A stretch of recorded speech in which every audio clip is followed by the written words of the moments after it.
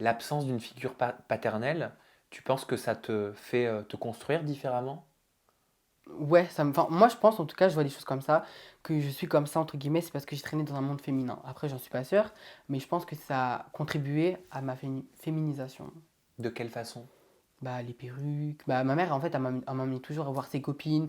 Mes tantes, ils me passaient ses talons, je prenais leur maquillage. Donc, en soi, bah, ça a fait que, tout simplement, que je deviens la personne que je suis. C'est comme ça que tu l'interprètes en tout cas. Oui. T'en, as- t'en parles avec ta mère? Ouais, j'en parle des fois. En mode, nous, on n'a pas de sujet tabou, donc c'est-à-dire qu'on peut très bien parler de tout. Du coup, on en parle. Après, elle est encore sous ses interrogations, donc en soi, voilà. Quelles interrogations? Bah, c'est à cause de ça. Ah, elle se demande. C'est ça.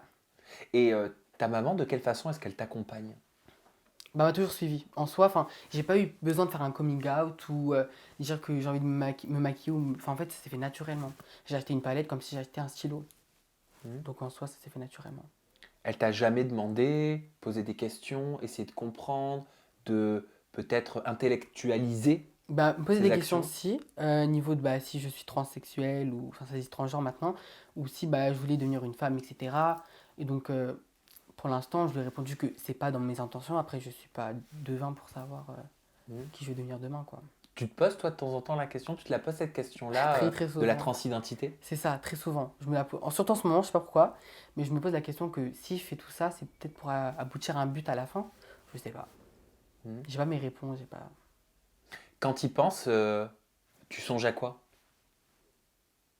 Bah, je songe à, je sais pas, être moi en tout cas, mais après, je sais pas du tout si je compte devenir une femme, parce que bah, je me dis que je suis là, je suis un garçon, je me sens garçon en tout cas, même si je peux être non-binaire, et je me dis qu'en fait, c'est un avantage, parce que si demain j'ai envie d'être, entre guillemets, un Lacoste TN, et le lendemain j'ai envie d'être un perruque talon, bah, je peux l'être. Donc je prends ça comme un avantage pour l'instant. Après, je sais pas si je pourrais l'être dans quelques années encore. Ça te provoque quoi de pouvoir t'habiller comme tu veux, comme tu dis, être un Lacostéen un jour et une perruque talon le lendemain? Dans la rue, on se fait souvent reconnaître, surtout quand on passe à la télé, on est médiatisé. Donc ça me permet de, bah, entre guillemets, passer dans les mailles du filet, ou être tranquille. Parce que ouais, des fois, c'est un peu saoulant. Hmm. Mais on supporte. Enfin, puis on l'a voulu, donc on n'a pas le choix. Mais moi j'avais vu un documentaire à la télévision qui montrait un jeune garçon de 7 ou 8 ans qui voulait déjà qu'on l'appelle, qu'on utilise le pronom elle, qu'on lui parle au féminin, parce que déjà à cet âge-là, qui est un âge où il n'y a pas du tout de C'est sexualisation de quoi ça. que ce soit, bah il se sentait pas dans le bon corps. Moi, personnellement. Moi, je l'ai vu, mais j'arrive pas. Après, c'est peut-être mon avis personnel, ça va peut-être choquer certains. Mais en tout cas, je me dis qu'on ne peut pas être fixé à un aussi jeune âge. On ne sait pas c'est quoi vraiment la vie. Donc, après, c'est son choix. Je le respecte, mais moi, je me dis que il va peut-être changer dans quelques années. Après, il fait comme il veut, hein, mais tout simplement. Alors il y a de nombreux téléspectateurs qui se sont exprimés au sujet de l'émission sur les réseaux sociaux et beaucoup n- n'ont pas compris le fait que ta mère et toi ayez pris le choix de déménager. C'était des messages d'encouragement, hein, C'est ça. très bienveillants, Mm, qui te mm. disaient mais Théo, mais à ta place, moi je serais resté. Pourquoi partir? Pourquoi pas faire front? Au final, est-ce qu'il ne faut pas être dans ta situation pour voir à quel point c'est complexe? Non, en fait, on a déménagé aussi bah, pour la sécurité et pour le calme, parce que vivre en cité, enfin, c'est pas du tout le calme. Enfin, nous, on vit entre deux champs, là, on est tranquille, qu'à la cité, bah, c'est toujours mouvementé, etc. On a pris ce choix-là pour être au calme aussi, et la sécurité aussi. Hmm. Il y a des téléspectateurs qui se sont aussi exprimés par rapport, qui se sont aussi exprimés, pas du tout, il n'y a pas de liaison, qui se sont aussi exprimés par rapport à ton frère Ouais, qu'on a vu hein, ouais, c'est dans ça. le documentaire. Il y a notamment JMACMG qui dit, Mhm. moi ce qui me choque le plus au final c'est le frère de Théo, qui vit toujours chez sa mère à 27 ans et pense qu'être un garçon c'est aimer les motos et les consoles. Ou encore Poco Loco Asian qui dit, le frère de Théo c'est les haineux de Twitter réunis en une personne, c'est tellement pathétique. Ça te fait mal de lire ça? Ça vous a blessé? Bah, en fait, on croirait qu'il est méchant dans l'émission, alors qu'en fait, c'est juste, il est timide et il s'est jamais fait filmer comme bah, moi, enfin, je me le fais souvent.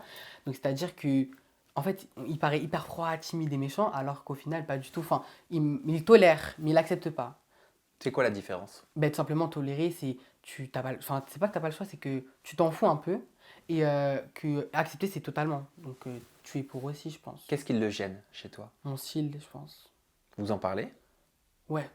Des fois, ça c'est déjà arrivé, mais pas souvent. Mais quand on en parle, bah, c'est juste mon style en fait. Hmm. Genre Qu'est-ce qu'il de te dit? tout simplement que les perruques c'est pour les filles, enfin, les trucs des gens, on va dire, qui sont pas pour, que les perruques c'est pour les filles, les ongles aussi. Habille-toi un homme un peu, ils me disent souvent ça. Mais bon, c'est la vie, hein. Qu'est-ce que tu lui réponds? Je réponds, bah, moi je préfère m'habiller comme ça, enfin, tout simplement, c'est mon style, et puis il a son style aussi, donc Est-ce que c'est tu pas chiant. attends de lui, de ta famille, qui t'accepte à 100%? Ah non, moi j'attends. Si on attend les gens, on n'a pas fini, donc moi j'attends personne. Je préfère Pourquoi? foncer. Bah, parce que si on attend tout le monde, il y aura toujours des gens qui seront là pour te mettre des bâtons dans les roues, pour tout simplement te faire attendre pour que tu réussis pas. Donc moi, je préfère foncer.